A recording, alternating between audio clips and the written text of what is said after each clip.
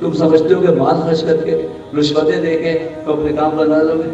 آج کیا کروں, سچ بولنا ہے وہی مشکل ہے. میں اپنے آپ کو اچھا نہیں سمجھتا ہوں. اس محفل میں, اس پورے پاکستان میں جو سب سے برا ہے وہ میں ہوں. لیکن دیکھو کل تک کتنی عزت تھی, چیئرمین تھے, فلاں تھے, آج گرفتار بیٹھے.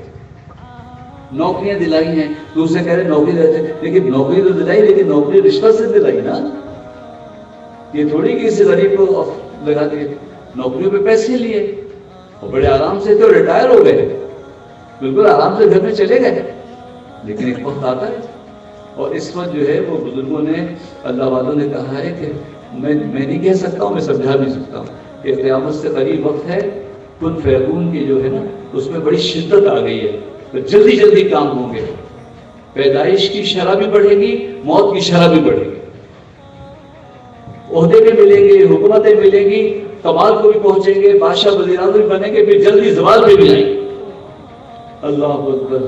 ہمارے چھوٹے سے ملک کے چند سالوں میں کتنی حکومتیں چینج ہوئی, کتنی عزتیں ملی, کتنی سیلوٹ اور کتنا باڈی گارڈ, اور کیسے ذریعہ ہوئے.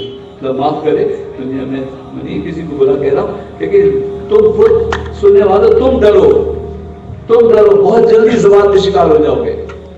بہت جلدی تم کو جو کروڑوں روپے آمدنی ہوتی ہے چلے جاؤ گے, اور مغرور ہو جاؤ گے, اور پریشان ہو جاؤ گے کہ میں اس کو ادا کیسے کروں. اللہ اسی وقت اپنی سائزنگ میں رہنا جو ہوتا ہے نا وہ بہت کام دیتا ہے. اس وقت میرے والد غریب تھے, تعلیم بھی نہیں زیادہ, 5 بیٹیاں 2 بیٹے, پڑھانا, شادی بیاہ, اور مجھ سے کہتے تھے کہ بیٹا فکر نہیں کرنا. تہمت پہن کے, بنیان پہن کے سوتے تھے, اور کہتے فکر نہیں کرنا, میں مر جاؤں تو تم فکر نہیں کرنا, مجھ پہ کسی کا باقی نہیں ہے.